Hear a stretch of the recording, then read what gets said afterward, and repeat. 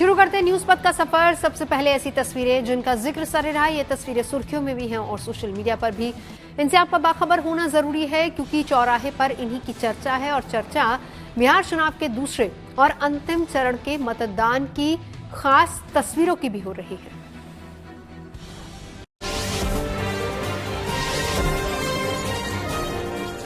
बिहार में दूसरे और अंतिम चरण के मतदान के दौरान लोकतंत्र के उत्सव की कुछ खास तस्वीरें भी सामने आई। कटिहार में किसान आनंद सिंह भैंस पर सवार होकर वोट डालने अपने बूथ की तरफ जाते दिखे।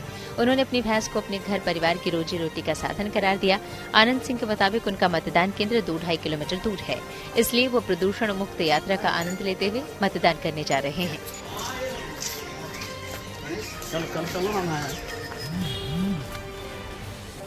उधर गया में एक महिला के मतदान को लेकर दिखाई गई जागरूकता की भी खूब चर्चा हो रही है। बेलागंज विधानसभा क्षेत्र में सोनी कुमारी नाम की यह महिला सरकारी अस्पताल में बच्चे को जन्म देने के कुछ घंटे बाद ही नवजात समेत एम्बुलेंस से वोट डालने अपने मतदान केंद्र पर पहुंची और अपने मताधिकार का इस्तेमाल किया। वोट देने के बाद सोनी कुमारी को वापस अस्पताल ले जाया गया। कब डिलीवरी हुआ था? शाम में 7 बजे। उसके बाद सवेरे हुआ, आने आ गए वोट देने के लिए। क्या सोच कर आई? क्या सोच कर सरकार को बनाना है, चुनना है, तब वही आ गए हैं देने के लिए।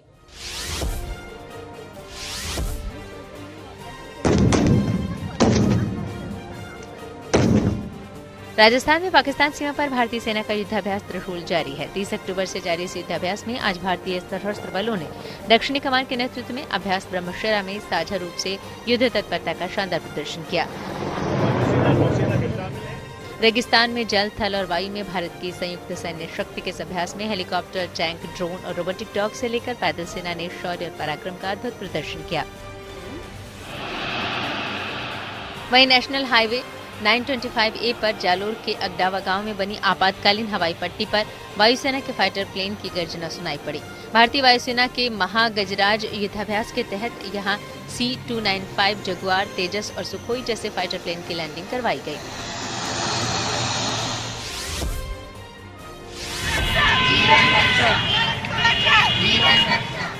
ये तस्वीर यूपी के बांदा की है, जहां ट्रैफिक नियमों को लेकर जागरूकता के लिए अधिकारियों के साथ स्कूली छात्राएं सड़क पर कदम से कदम मिलाकर चलती दिखी। यहां पुलिस ने 10वीं क्लास की एक छात्रा को 1 घंटे के लिए ट्रैफिक इंस्पेक्टर की जिम्मेदारी सौंपी, जिसने ट्रैफिक नियम तोड़ने वालों के खिलाफ एक्शन लेना शुरू किया। 1 घंटे में 8 गाड़ियों के खिलाफ कार्रवाई की गई। यातायात माह नवंबर के तहत सड़क सुरक्षा जागरूकता अभियान के तहत आयोजित इस कार्यक्रम में छात्राओं ने नुक्कड़ नाटक के जरिए ट्रैफिक नियमों का पालन करने, हेलमेट और सीट बेल्ट लगाने की अपील करती नजर आई। वाहन हमेशा धीमा चलाएं और अपना कीमती जीवन बचाएं। सड़क सुरक्षा का रखो ध्यान, सारे नियमों का करो सम्मान। जय हिंद।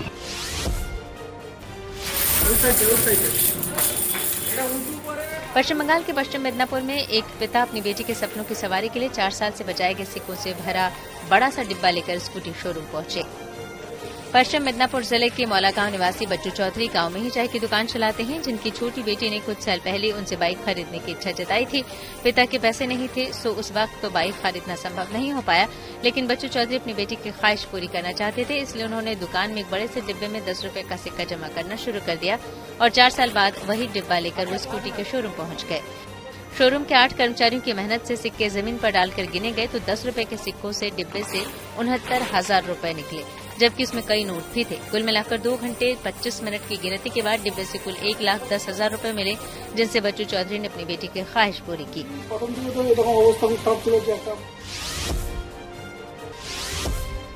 ये तस्वीरें बद्रीनाथ धाम की है, जहां जगह जगह सफेद मोती बिखरे होने के एहसास हो रहे हैं। दरअसल बर्फीली हवाओं की वजह से यहाँ का तापमान -10 डिग्री तक पहुँचने से यहाँ प्राकृतिक जल स्रोत से लेकर पानी की बूंदें तक जमकर बर्फ में तब्दील हो रही हैं, जिससे ऐसा दृश्य देखने को मिल रहा है जैसे जगह जगह सफेद मोती बिखरे पड़े हों। हालांकि कड़ाके की ठंड भी बाबा बद्री विशाल के दर्शन करने से भक्तों को रोक नहीं पा रही है। हर दिन यहाँ करीब 5,000 श्रद्धालु पहुँच रहे हैं। हालांकि इस धाम के कपाट 25 नवम्बर को शीतकाल के लिए बंद होंगे, लेकिन 14 दिनों की यात्रा शेष रहते इस यात्रा सीजन में रिकॉर्ड तोड़ संख्या में 16 लाख से ज्यादा श्रद्धालु यहाँ पहुँच चुके हैं। बात करते हैं दिल्ली की जहरीली हवा से बचने के लिए ग्रैब 3 की। दिल्ली एनसीआर में बढ़ते प्रदूषण को देखते हुए ग्रैब 3 लागू कर दिया गया है। आज दिल्ली का AQI 425 तक पहुंच गया। इस बढ़े हुए प्रदूषण के साथ ही दिल्ली की आबोहवा बेहद जहरीली हो गई है और इसके बाद स्कूलों को लेकर भी दिशा निर्देश जारी किए गए हैं। अब दिल्ली में 5वीं तक के स्कूल हाइब्रिड मोड पर चलेंगे। वहीं विशेषज्ञों का कहना है कि प्रदूषण के इस स्तर पर सांस और आंख और त्वचा की बीमारियों का खतरा ज्यादा बढ़ जाएगा, लिहाजा बुजुर्गों, बच्चों और बीमार लोगों को खास सावधानी बरतने की सलाह दी जा रही है।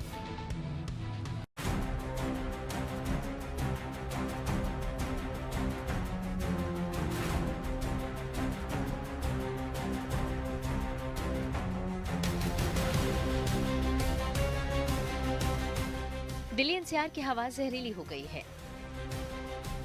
दिल्ली एक बार फिर स्मॉग की मोटी परत में लिपटे दिख रहे हैं। मंगलवार सुबह AQI 425 तक पहुंच गया, जो सीवियर कैटेगरी यानी गंभीर श्रेणी में आता है, जबकि सोमवार को ये लेवल 362 था। यानी सिर्फ 24 घंटे में हवा इतनी जहरीली हो गई कि सांस लेना मुश्किल लगने लगा।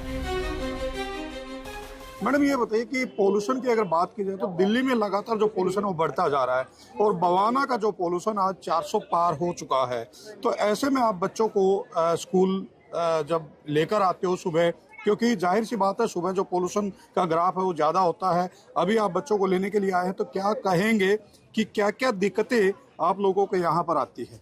सर हमारे यहाँ पे बहुत दिक्कतें आती है सुबह के टाइम, क्योंकि हमारे छोटे बच्चे भी हैं। छोटे बच्चे को ज़्यादा आती है, एक तो गले में प्रॉब्लम, सांस लेने में प्रॉब्लम। बल्कि थैंक यू कि मैम ने इनको सभी बच्चों को, छोटे बच्चों को मार्क्स भी दिया, बट मार्क्स से भी इतना कवर नहीं हो सकता। सबसे बड़ा है यहाँ का पॉल्यूशन, जो बच्चे बहुत सफर करते हैं, जिससे बच्चों को कोल्ड बढ़ रहा है।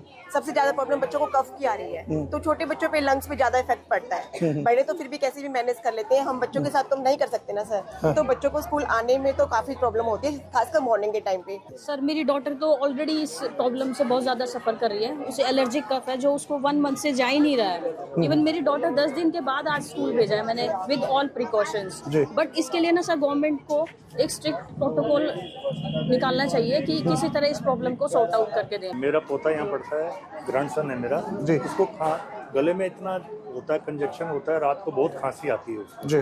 अभी पोल्यूशन इतना हाई लेवल पे पहुँच गया है 450 के करीब जी। तो स्कूल में लाना और ले जाना तो पेरेंट का काम है, लेकिन अभी इसकी वजह से बहुत ज़्यादा दिक्कतें आ रही हैं और गवर्नमेंट को इसके लिए कुछ सोचना चाहिए कि छोटे छोटे बच्चे स्कूल में जाते हैं तो उनके ऊपर क्या हो रहा है। छोटे बच्चे हैं, पढ़ाई भी जरूरी है, लेकिन पोल्यूशन की बात की जाए तो लगातार जो पोल्यूशन है वो दिल्ली में बढ़ता जा रहा है। और बवाना की बात की जाए जो कि बाहरी दिल्ली में, तो वहाँ का AQI लेवल आज 400 पार हो चुका है। ऐसे में स्कूल में जो बच्चे आ रहे हैं उनको काफ़ी दिक्कतों का सामना करना पड़ा। पेरेंट्स की बात की जाए तो पेरेंट्स का भी यही कहना है कि कई बार जो छोटे बच्चे हैं उनकी छुट्टी भी करवानी पड़ती है। इस बढ़े हुए प्रदूषण के साथ दिल्ली की आबोहवा बेहद जहरीली हो गई है। दिल्ली NCR में बिगड़ते हालात को देखते हुए commission for air quality management ने तुरंत प्रभाव से graded response action plan GRAP-3 लागू कर दिया। ये फैसला सोमवार रात बुलाई गई इमरजेंसी मीटिंग में लिया गया। इस स्टेज में वे सारे एक्शन शामिल हैं जो सीवियर एयर क्वालिटी पर लिए जाते हैं। दिल्ली में बढ़ते प्रदूषण के स्तर को देखते हुए GRAP-3 यानी ग्रेडेड रिस्पांस एक्शन प्लान 3 को लागू कर दिया गया। और ये लागू इसलिए किया है ताकि दिल्ली की राजधानी की जो हवा प्रदूषित होती जा रही है उसको थोड़ा नियंत्रण किया जा सके, उसमें थोड़ा सुधार लाया जा सके। तो GRAP-3 की पाबंदियां जो है वो दिल्ली NCR में अब लागू हो चुकी है। और इस वक्त मैं मौजूद हूं दिल्ली के कर्तव्य पथ पर। आप तस्वीरें देख सकते हैं कि दोनों तरफ की तस्वीरें आपको नजर नहीं आएगी। सबसे पहले तो मेरे पीछे इंडिया गेट है और आप देख सकते हैं कि किस तरीके से धुंधली तस्वीरें जो है वो आपको अब दिखने वाली, क्योंकि चारों ओर जो है 450 से ज्यादा जो है AQI और उसकी वजह से एक धुंध की चादर जो है वो अब दिखने वाली है। और आप मेरे पीछे की तस्वीरें दिखाऊं तो आपको राष्ट्रपति भवन तक भी जो है वो नजर नहीं आएगा। आप देख सकते हैं कि इस तरीके से हर तरफ एक फॉग जो है वो आपको नजर आने वाला है। और इसी को देखते हुए, राजधानी के बिगड़ते हालातों को देखते हुए, ताकि गुणवत्ता में थोड़ा सा सुधार हो, इसलिए GRAP-3 लागू कर दिया गया है। इसके पीछे की वजह आसपास के राज्य भी है जिनकी वजह से ये प्रदूषण का स्तर बढ़ रहा है। जिस तरीके से पराली बाकी राज्यों में जो है वो जलाई जा रही है, जगह जगह कंस्ट्रक्शन का काम हो रहा है, उसकी वजह से AQI 450 के पार जो है वो राजधानी दिल्ली में दर्ज किया गया है। GRAP-3 के लागू होते ही अब दिल्ली NCR में कंस्ट्रक्शन पर रोक लग गई है। साथ ही स्टोन क्रशर और माइनिंग ऑपरेशंस पर भी सख्त पाबंदी लगा दी गई है। इसके अलावा डेमोलिशन एक्टिविटीज, गैर जरूरी निर्माण कार्य और पुराने डीजल वाहनों पर रोक रहेगी। सीमेंट बालू जैसे सामानों की ट्रकों से आवाजाही पर रोक लगा दी गई। बाहरी और दिल्ली के अंदर की डीजल बसों पर भी रोक लगाई गई।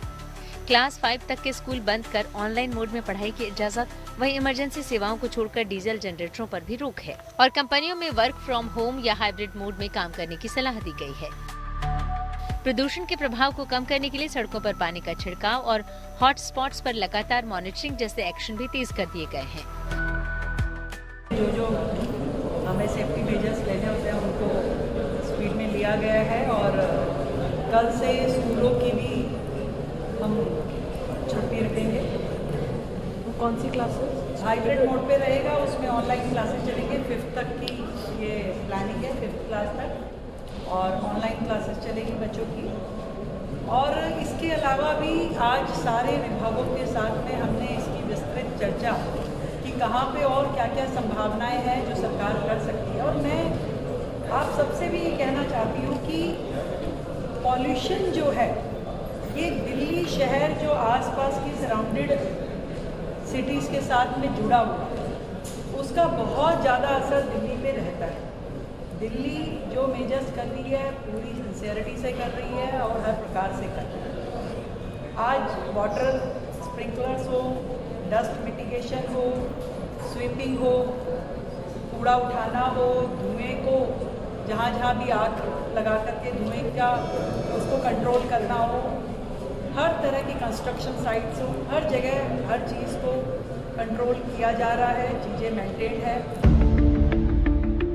सुप्रीम कोर्ट ने पिछले साल अपने एक फैसले में ग्रैप 3 लागू करने की व्यवस्था निर्धारित की थी, जिसके तहत अगर AQI 350 के पार पहुंचता है तो ग्रैप 3 लागू किया जाएगा। वहीं ग्रैप 3 के लागू होने के बाद स्कूल, कॉलेज और कोचिंग संस्थानों को बंद करने पर फैसला लिया जा सकता है। ऐसे में सवाल है कि ग्रैप 3 क्या है और इसे कब लागू किया जाता है। ग्रेडेड रिस्पांस एक्शन प्लान यानी ग्रैप दिल्ली और NCR में बढ़ते वायु प्रदूषण के स्तर को कम करने के लिए तैयार किए गए उपायों का एक समूह है। ग्रैप 3 तब लागू होता है जब शहर का वायु गुणवत्ता सूचकांक स्टेज 3 तक पहुंच जाता है। मेरा यही कहना है कि ये पहले से लागू हो जाना चाहिए था, ठीक है, क्योंकि दिल्ली में इतना पॉल्यूशन है कि लोगों को सांस लेना घुटन से हो गया है, ठीक है, घुटन इतनी है कि सांस लेना वो हो गया है, ठीक है। हाँ जी, मैंने तो कोरोना में नहीं पहना, लेकिन उसके बाद से जब से मैं कोचिंग स्टार्ट करी है मैंने तब से लगाना स्टार्ट कर दिया है। पहले अगर चीज़ें कर ली जाएं तो ज़्यादा बेटर रहता है और मतलब जब से कोविड आया उसके बाद से तो मैंने मास्क अपने उतारा ही नहीं है। मैंने कहा अपनी सेफ्टी सब अपने हाथों में ही होती है और छोटी छोटी चीज़ों की केयर कर ली जाए स्टार्टिंग से ही तो बेटर रहता है, ताकि आगे बड़ी प्रॉब्लम्स ना आए। सबको यही हो रहा है, एक ही चीज़ है। आई थिंक ऑफ कोर्स ही बात है कि पहले ही होना चाहिए था। It's like too late now I guess. Pollution start होने से पहले ही जो प्रोटेक्टिव मेजर्स हैं वो पहले कर लेना चाहिए। जितना डिले करोगे उतना चीजें बढ़ती जाएंगी, स्थिति खराब होती जाएगी। बता दें कि दिल्ली की वायु गुणवत्ता के आधार पर ग्रैफ को 4 चरणों में रखा गया है। स्टेज 1 खराब, AQI 201 से 300। स्टेज 2 बहुत खराब, AQI 301 से 400। स्टेज 3 गंभीर, AQI 401 से 450। स्टेज 4 गंभीर प्लस, AQI 450। दिल्ली में सर्दी शुरू होते ही हर साल प्रदूषण की समस्या बढ़ जाती है। AQI की स्थिति गंभीर होने पर डॉक्टर मास्क लगाने की सलाह दे रहे हैं। खासकर बच्चों और बुजुर्गों को बाहर नहीं निकलने की सलाह दी जा रही है। बता दें कि प्रदूषण के कारण सांस की बीमारियां, अस्थमा का खतरा बढ़ जाता है। विशेषज्ञों का कहना है कि अगर हवा की रफ्तार में सुधार नहीं हुआ तो AQI 500 भी पार कर सकता है। ये मुझे सोचने की बात है कि हमें पता है आने वाला टाइम है, पर हम उसके लिए कुछ करते नहीं हैं। ये हमारी कलेक्टिव रिस्पॉन्सिबिलिटी है। लोगों की जो इंडस्ट्री है, कंस्ट्रक्शन इंडस्ट्री है, गवर्नमेंट है, रेगुलेटर्स हैं, एनवायरनमेंट वाले लोग हैं, सबको मिलके इसको बिल्कुल मतलब डिफीट करना है। क्योंकि अगर जो हम नहीं करते तो आप ये देखो कि आज आप देखोगे हॉस्पिटल में क्या हाल है। OPDs जो लंग्स का जिनको पहले प्रॉब्लम था वो तो बहुत ही सीवियर प्रॉब्लम में आ गए हैं। जिनको नहीं भी था उनको भी कॉफ, कोल्ड और पूरा पोल्यूशन के इफेक्ट पड़ रहे हैं। और मुझे सबसे ज़्यादा फिक्र तो बच्चों का है, क्योंकि बच्चों के ऊपर, उनके लंग्स के ऊपर भी नहीं, उसके साथ साथ उनके न्यूरोलॉजिकल डेवलपमेंट पे फ़र्क पड़ रहा है। तो इसीलिए ये बहुत ही सीरियस सिचुएशन हो गई है और इसे हमें बिल्कुल वॉर फुटिंग पे डील करना चाहिए। फिलहाल दिल्ली की हवा बेहद खराब कैटेगरी में है और अगर मौसम ने राहत नहीं दी तो अगले 24 घंटों में AQI और ऊपर जा सकता है। ऐसे में दिल्ली NCR में रहने वाले लोगों को सलाह दी गई है कि सुबह शाम बाहर निकलने से बचें, मास्क पहनें और घर में एयर प्यूरिफायर का इस्तेमाल करें। साथ ही सरकार ने सभी एजेंसियों को फील्ड पर लगातार मॉनिटरिंग और एनफोर्समेंट बढ़ाने के निर्देश भी दिए हैं। दिल्ली से मनीषा लड्डा के साथ Rajesh Khatri, good news today. Vidarbha के कपास उत्पादक किसानों को मिली बड़ी राहत। चलते न्यूज एक्सप्रेसवे पर, जहां देश भर की कुछ और जरूरी खबरें मौजूद हैं। बिहार विधानसभा चुनाव के दूसरे चरण का मतदान समाप्त हो गया। इस दौरान मतदाताओं में जबरदस्त उत्साह देखने को मिला। सर्द मौसम के बावजूद सुबह से ही मतदान केंद्रों पर लंबी कतारें देखी गईं। इस दौरान मोहनिया में 110 साल की कालिया देवी तो नवादा में 105 साल की अमला खातून ने मतदान करके लोकतंत्र में आस्था की मिसाल कायम की। वहीं मतदान केंद्रों पर सुबह से कतार में लगी महिलाओं ने मुस्कुराते हुए कहा, पहले मतदान फिर रसोई का काम। विदर्भ के कपास उत्पादक किसानों को बड़ी राहत मिली। CCI यानी कॉटन कॉर्पोरेशन ऑफ इंडिया ने सरकारी दर पर कपास खरीदने के लिए विदर्भ में 80 से ज्यादा खरीदी केंद्र शुरू किया है। इसके लिए किसानों से 30 दिसंबर तक रजिस्ट्रेशन करने को कहा गया है। CCI के मुताबिक किसान ऐप के जरिए अब तक 3 लाख से ज्यादा किसानों ने अपना रजिस्ट्रेशन कराया है। 15 नवंबर को झारखंड अपनी स्थापना के 25 साल पूरा करेगा। इससे पहले राज्य में स्थापना दिवस को लेकर तैयारियां तेज हो गई हैं। राजधानी रांची में आज रन फॉर झारखंड कार्यक्रम का भव्य आयोजन किया गया। CM हेमंत सोरेन भी इसमें शामिल हुए। उन्होंने हरी झंडी दिखाकर इसका शुभारंभ किया। इसके साथ ही उन्होंने झारखंड रजत जयंती समारोह और धरती आबा भगवान बिरसा मुंडा की 150वीं जयंती कार्यक्रमों की श्रृंखला का भी शुभारंभ किया। इस खास मौके पर उन्होंने झारखंड के लोगों को स्थापना दिवस की शुभकामनाएं भी दी। सरदार पटेल की 150वीं जयंती के मौके पर गुजरात के केवड़िया में चल रहे भारत पर्व आयोजन में आज छत्तीसगढ़ के CM विष्णुदेव साय और सिक्किम के मुख्यमंत्री प्रेम सिंह तमांग भी शामिल हुए। दोनों मुख्यमंत्रियों ने दुनिया की सबसे ऊंची प्रतिमा स्टैच्यू ऑफ यूनिटी का एक साथ दौरा किया और सरदार पटेल की प्रतिमा पर पुष्पांजलि भी अर्पित की। भारत पर्व के मौके पर यहां खाने पीने के स्टॉल भी लगाए गए हैं। इस मौके पर वहां गुजरात सरकार में मंत्री रिवाबा जडेजा और दिल्ली सरकार में मंत्री कपिल मिश्रा भी अलग अलग तरह के व्यंजनों का स्वाद लेते दिखे। ILP यानी इनर लाइन परमिट प्रक्रिया के डिजिटाइजेशन से अब देवताल झील की सैर करना और आसान हो गया है। इससे सैलानियों की संख्या में भी रिकॉर्ड बढ़ोतरी हुई है। इस साल देवताल पहुंचने के लिए 2303 टूरिस्ट को यहां आने की अनुमति मिली है, जो अब तक का सबसे बड़ा आंकड़ा है। इनमें से 1356 पर्यटकों ने ऑनलाइन माध्यम से इनर लाइन परमिट लिया है। बॉर्डर से सटा संवेदनशील इलाका होने की वजह से पर्यटकों के लिए यहां घूमने की अनुमति पाना आसान नहीं था। देवताल झील चमोली में भारत चीन बॉर्डर से सटे माणा गांव के पास 18,000 फीट की ऊंचाई पर मौजूद ताजे पानी की झील है, जिसे देवताओं की झील भी कहा जाता है। और बात करते हैं जयपुर के एक गांव में आई खुशहाली की। राजस्थान का एक ऐसा गांव जिसका जिक्र दुनिया भर में हो रहा है। ये गांव पूरी तरह से सोलर एनर्जी से चलता है। यहाँ का पूरा सिस्टम सूर्य से मिलने वाली रोशनी पर ही निर्भर करता है। दरअसल ये गांव राजस्थान के जयपुर में है और इसका नाम है सावरदा। ये गांव सोलर पैनल से रोशन है और इस गांव के स्कूल, दुकानें, खेती के उपकरण सब कुछ ऊर्जा से चलते हैं। लिहाजा इस गांव की चर्चा देश और दुनिया भर में खूब हो रही है।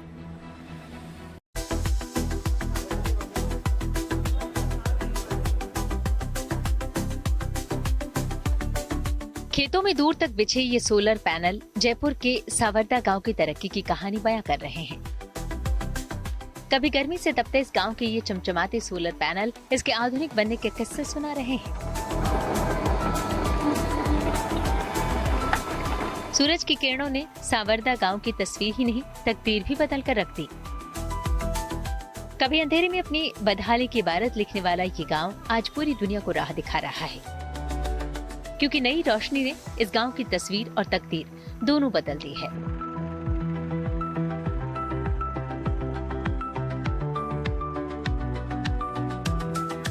आज सावरदा गांव में ड्रोन से खेतों की निगरानी की जाती है। खेतों में लहलहाती फसलों में छिड़काव के लिए इसी ड्रोन का इस्तेमाल होता है। और सिंचाई के लिए धुआं उगलते डीजल पंपों की जगह सोलर पंप ने ले ली है। लाइट नहीं आती थी तो पानी नहीं आ पाता था जल्दी से, और फुहारे वगैरह जो किसान हैं इनको अवेलेबल नहीं होता था। हमारे खुद जो हम खेती करते हैं हमें भी इतनी पानी की सुविधा नहीं होती थी, बार बार लाइट का कटना आना जाना ये होता था। तो अब जब से ये सोलर लगाना एकदम से इतना अच्छा आराम हो गया है कि लाइट जाने का तो झंझट ही खत्म हो गया है और इससे पैदावार भी बढ़ी है। राजस्थान में मई जून के महीनों में भीषण गर्मी पड़ती है। ऐसे में बिजली कटौती से स्कूलों में बच्चों और अध्यापकों का बैठना मुश्किल हो जाता है। इसकी वजह से स्कूलों में बच्चों की संख्या तेजी से घटने लगी थी, क्योंकि तपती धूप में बच्चों का स्कूल जाना मुश्किल हो रहा था। लेकिन अब हालात बदल चुके हैं। अब यहाँ के स्कूलों में फिर से बच्चों की हंसी ठिठोली गूंज रही है। यहाँ सौर ऊर्जा पैनल से मिलने वाली बिजली से स्कूलों में न सिर्फ पंखे चल रहे हैं बल्कि स्मार्ट क्लासरूम तक डेवलप किए गए हैं। इसका नतीजा ये हुआ है कि स्कूलों में बच्चों की संख्या बढ़ी है, जिससे स्कूल टीचर और अभिभावक दोनों खुश हैं। जैसे अपना राजस्थान में गर्मी का इशू रहता ही है, तो टेम्परेचर भी अपना आजकल तो 49-50 क्रॉस करने लग गया।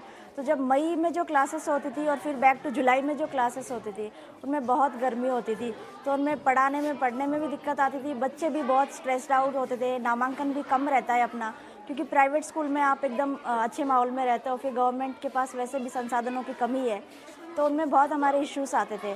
फिर जब से ये सोलर लगा है उसके बाद हम स्मार्ट क्लासेस भी शुरू हो गई। हम स्मार्ट क्लास के माध्यम से, प्रोजेक्टर के माध्यम से पढ़ाते हैं।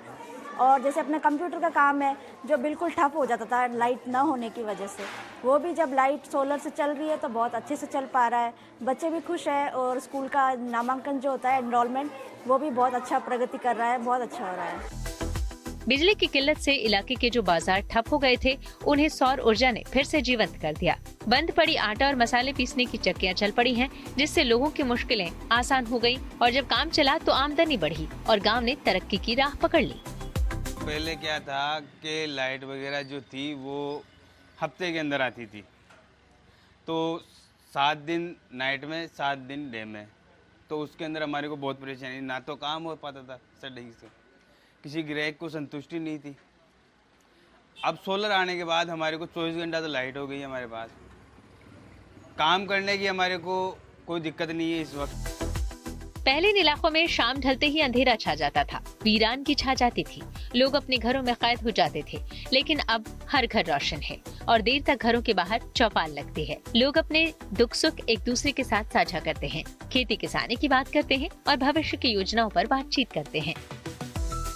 असल में सौर ऊर्जा पैनल एक ऐसा कॉन्सेप्ट है जो सरकार और कंपनियों के साथ साथ आम जनता के लिए फायदेमंद साबित हो रहा है। इससे बिजली का बिल तो कम हुआ ही है, साथ ही युवाओं को तकनीकी कामों में रोजगार भी मिल रहा है। Bureau report, good news today. और न्यूज पथ पर आगे धन बाजार, जहां शेयर बाजार से लेकर कारोबार तक की सभी अहम खबरें मौजूद हैं। इसका सीधा रिश्ता आपकी आमदनी और जेब से है। तेज रफ्तार खबरों के बीच ये जरूरी खबरें छूट न जाएं, इसलिए चलिए धन बाजार की खबर ले आए।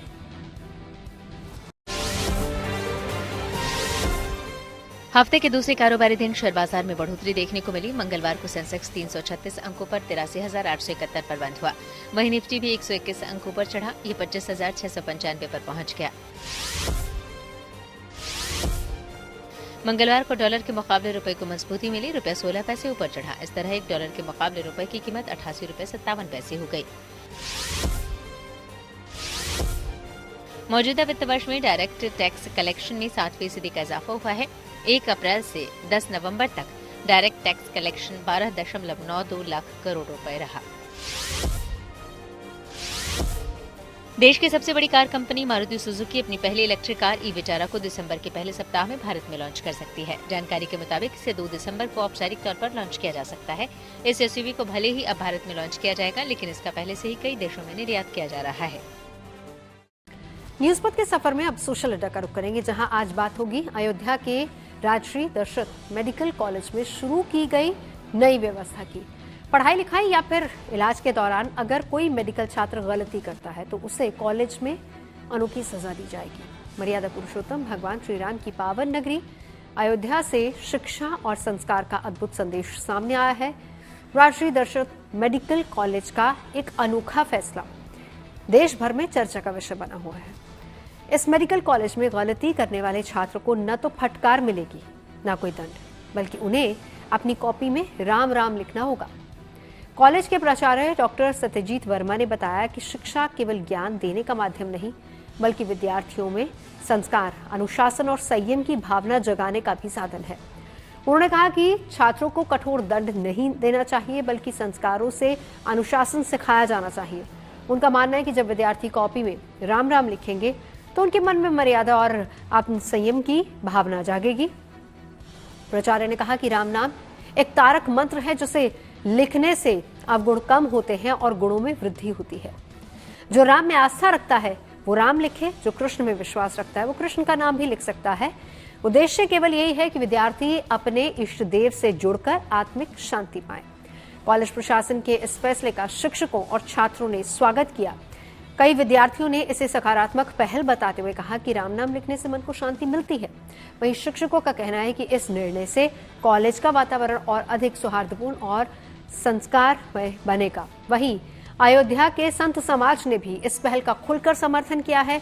संतों का मानना है कि यह कदम शिक्षा में धर्म और नैतिकता के समावेश का श्रेष्ठ उदाहरण है।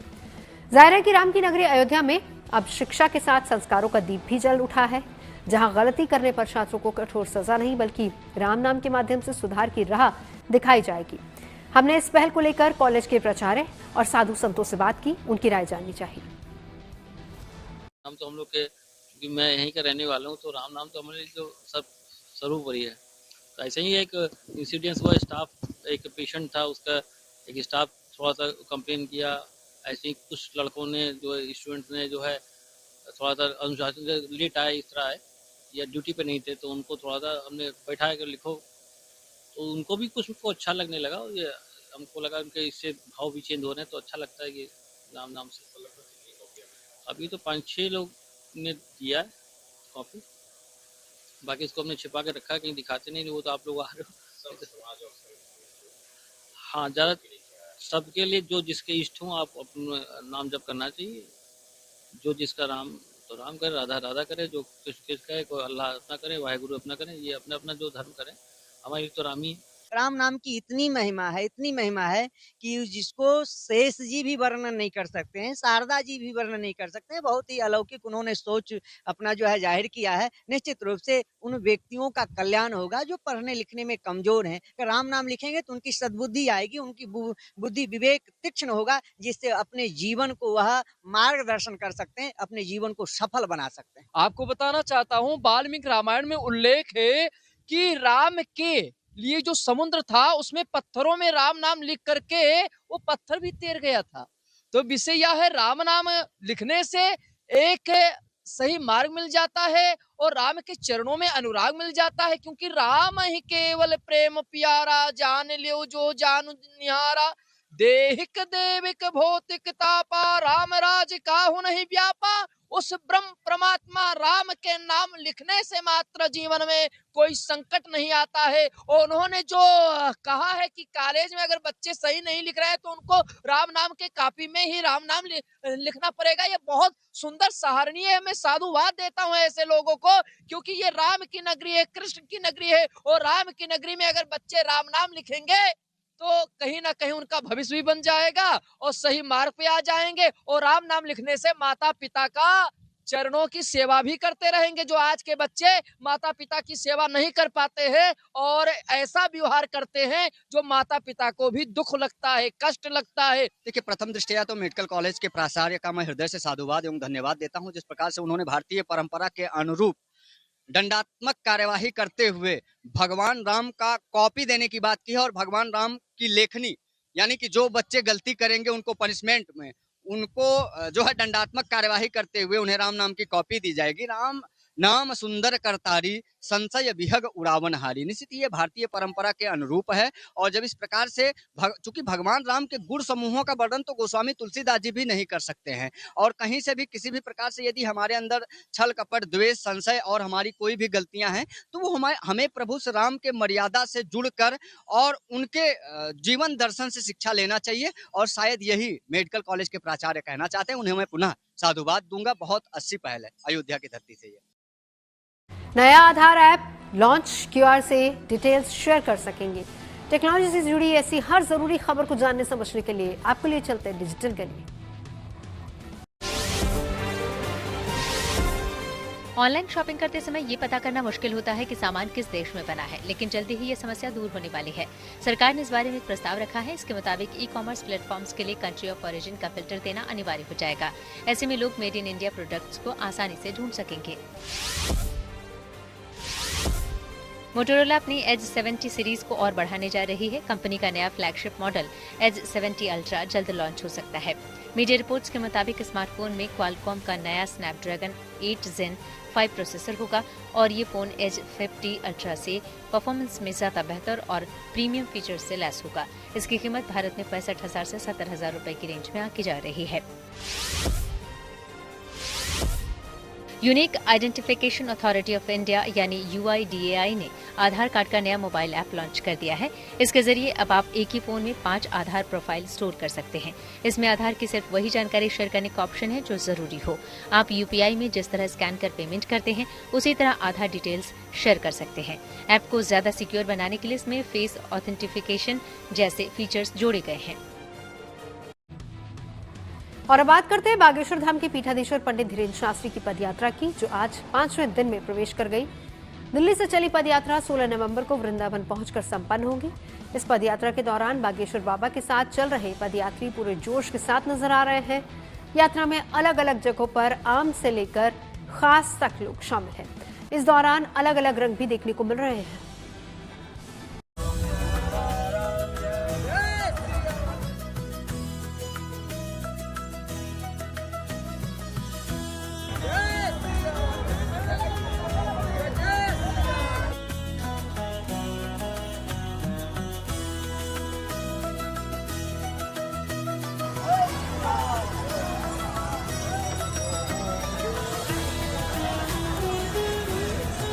बागेश्वर धाम के पीठाधीश्वर पंडित धीरेन्द्र कृष्ण शास्त्री की पदयात्रा अपनी मंजिल की ओर लगातार बढ़ती जा रही है। 7 नवंबर को दिल्ली से शुरू हुई ये पदयात्रा 16 नवंबर को वृंदावन पहुंचकर समाप्त होगी। 9 नवंबर को इस यात्रा ने हरियाणा में प्रवेश किया था और 10 नवंबर को पृथला के बाघोला अडानी पेट्रोल पंप से शुरू होकर पलवल के गवर्नमेंट हाई स्कूल पहुंची और 11 नवंबर को पलवल से एक बार फिर बागेश्वर बाबा के साथ बड़ी संख्या में लोग पैदल चलते हुए आगे निकले।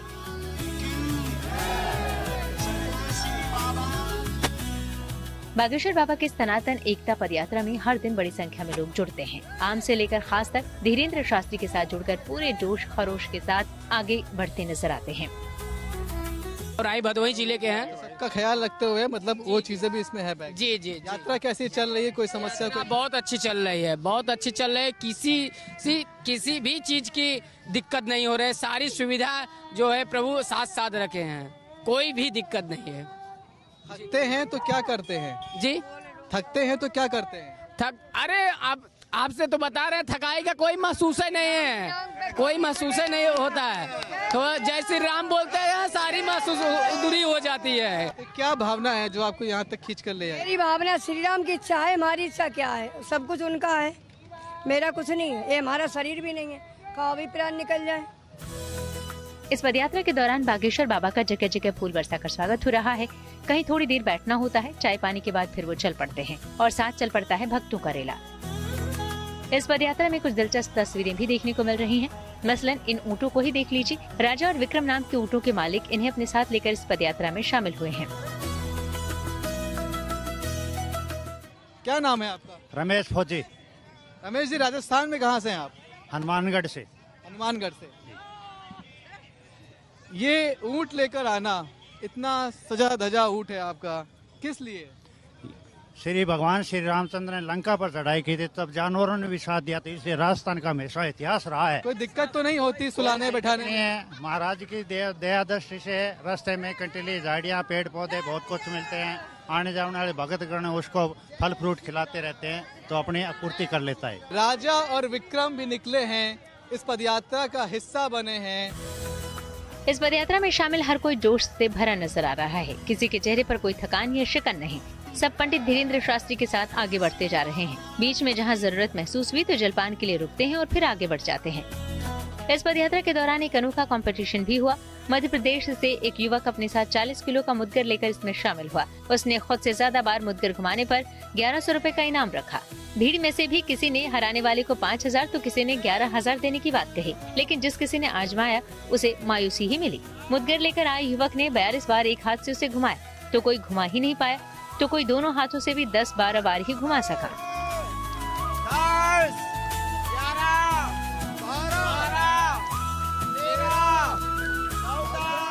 बहरहाल पंडित धीरेन्द्र शास्त्री की पदयात्रा जारी है, जिसमें साधु संतों से लेकर आम लोग तक बड़ी संख्या में शामिल हैं। इस पदयात्रा में अब तक बॉलीवुड एक्टर संजय दत्त से लेकर क्रिकेटर शिखर धवन, उमेश यादव, ग्रेट खली जैसे सेलिब्रिटी शामिल हो चुके हैं। इसके अलावा नेता, मुख्यमंत्री सब भी यात्रा में लगातार नजर आ रहे हैं। जिस उद्देश्य के साथ आप आगे बढ़ रहे हैं, बाबा बागेश्वर का बाके बिहारी से मिलन है, जरिया बने हैं धीरेन्द्र शास्त्री। पदयात्रा को चुना है, आज 5वां दिन है।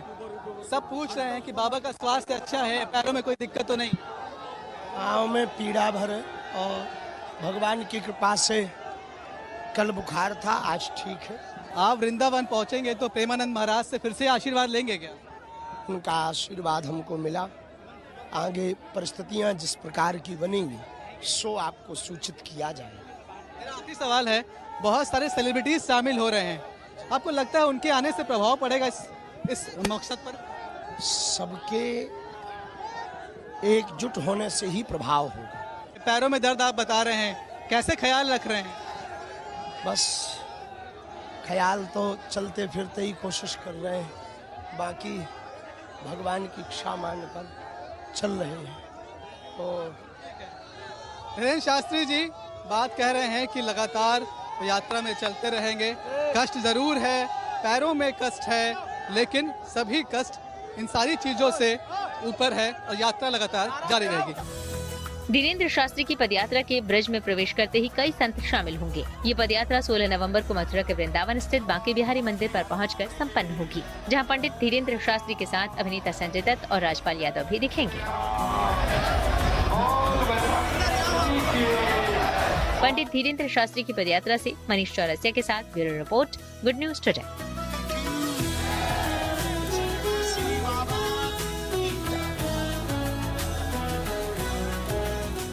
भारत दक्षिण अफ्रीका टेस्ट सीरीज के पहले मैच की जोर शोर से चल रही तैयारी। खेल जगत की और खबरों को जानने के लिए रुक करते हैं खेल चक्कर का।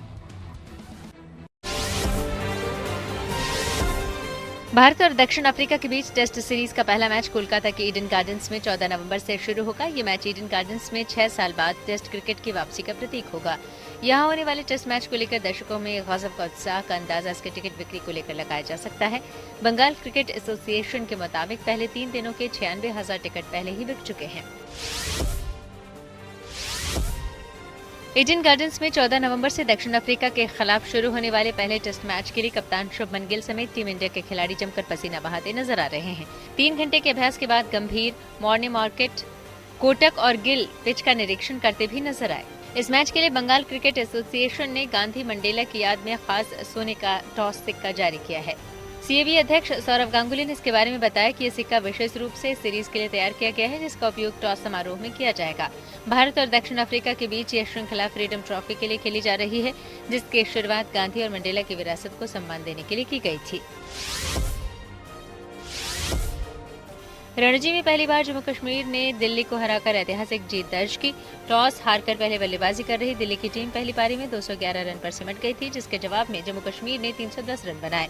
दूसरी इनिंग में दिल्ली ने 277 रन बनाकर जम्मू कश्मीर को 179 रन का टारगेट दिया, जिसे हासिल कर जम्मू कश्मीर की टीम ने 7 विकेट से मैच जीत लिया। और न्यूज पथ के सफर में मेरी यानी नवजोत रंधावा के साथ अभी के लिए बस इतना ही। देश और दुनिया की तमाम अच्छी खबरों के लिए आप देखते रहिए गुड न्यूज।